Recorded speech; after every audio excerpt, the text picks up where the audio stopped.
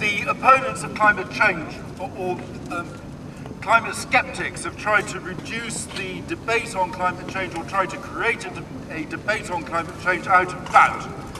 And they look at things like the famous hockey stick curve, and they say, no, you got your figures wrong, the data is faulty. But that is actually a false debate that they are trying to lead us into, because what we can see is real things happening in the world, things like the melting of Arctic ice, the summer sea ice, things like the thawing of permafrost in Siberia and in Canada, things like the reduced uptake of carbon dioxide into oceans, things like the increased burning of tropical rainforests, and the tropical forest turning from a carbon sink into a source of carbon as the climate gets hotter and drier. We are seeing real effects in the world today, and what is particularly dangerous about most of these effects that we're seeing from changing climate is that they are actually accelerating the process of climate change. As the permafrost in the high north melts, so the lakes and bogs and tundra becomes a source of emissions of methane, a greenhouse gas 70 times as powerful as carbon dioxide over a 20-year period. You start getting positive feedback cycles coming in, which are going to drive further change. And the particular hazard that we face is that if we do not bring our emissions of greenhouse gases under control, we, the human people, that nature will, at a certain point, take over. There are signs that nature is already taking over, so that climate change will proceed inexorably whether we do anything or not. And that is a tipping point, a climate tipping point, giving rise to a runaway greenhouse effect.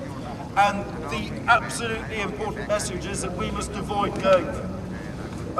We hear a lot these days about the economic crisis, the bankruptcy of the global economy, as if this is a really serious problem. Well, what we have to remember about this problem is that it is essentially a problem of the human imagination. Money is a product of the human imagination. There is no ultimate reality in money, but there is a genuine reality in climate. Similar processes are taking place in climate in terms of runaway effects, which are poorly understood.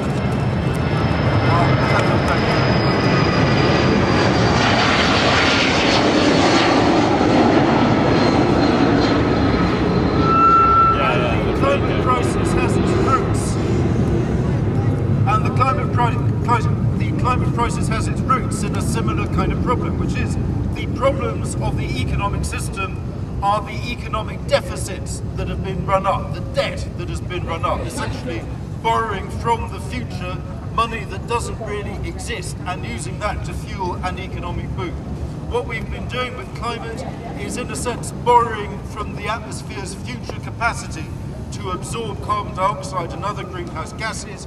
We have accumulated a different kind of debt, and that debt is going to come home and haunt us in a way which is actually infinitely more real and infinitely less escapable than the problems of the economic debt that the global economy is facing up to now.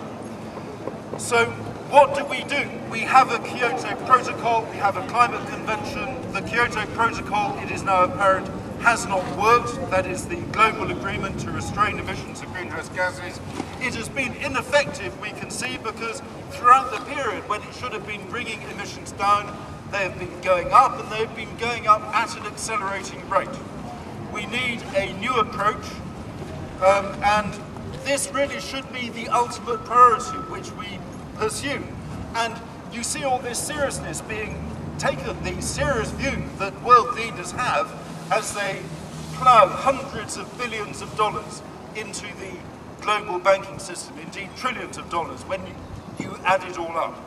But on matters of climate, we heard last week, for example, how there's a 10 million, a minute fund for putting renewable energy into public buildings, and that the government is quibbling about these small figures. Well, the entire sum that the government is putting into this program is considerably less than the net present value of a certain Mr. Goodwin's pension plan.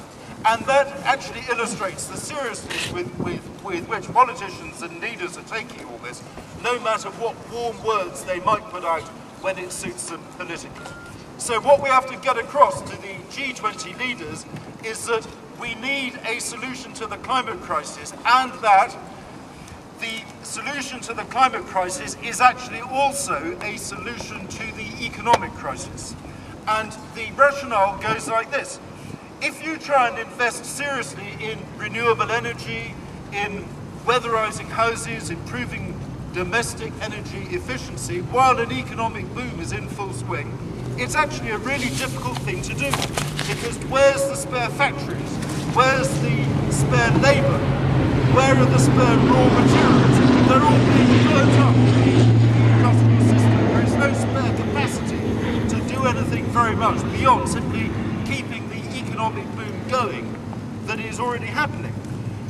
A time of recession provides a huge opportunity because the price of materials is down. Raw materials are available. Labour is material. There's millions of unemployed people.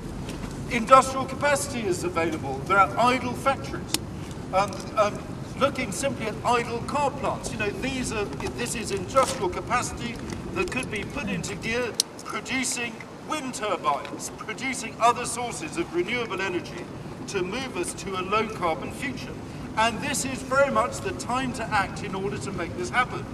And in building a low carbon future, we are securing the nature of economic growth that kicks off when it indeed does, because it will be much less dependent on fossil fuels. And you look at one of the prime causes of the recession when it took place, and it was budgets already squeezed by debt, getting squeezed one step too far by the high price of fuel. And that applies in particular in America, where people are completely dependent on their cars and where gasoline prices more than double. Now, you make a low carbon future by making these investments, and we free ourselves from this yoke of fossil fuels, of having to pay ever more money to the people who control the world's oil supply.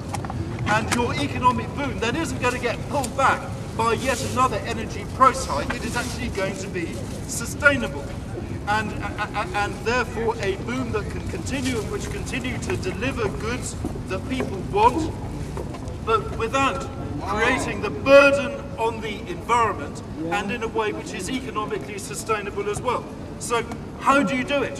One thing that you need is to be pricing carbon, but then using the money that you make from selling carbon permits to actually finance this transition by investing in renewable energy, investing in conservation, and particularly in the developing world, which is suffering most but has contributed least to these problems. And what we want is for the rich countries to kickstart this process by putting money into a fund that can start spending now. The money can come in later. We need to start spending now, and to secure a global agreement for a program of this kind by being able to promise the countries that will benefit from the spending, look, don't build a coal-fired power station. We will give you the money for wind turbines. We will give you the money for solar power.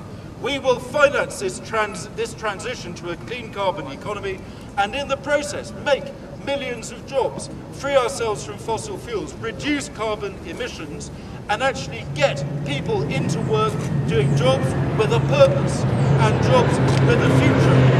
And so this is what the G20 must be doing, is establishing this fund, committing future revenues to it, and finding a way of pricing carbon long-term, incentivising the right kind of investments, and using those funds raised directly into making it happen.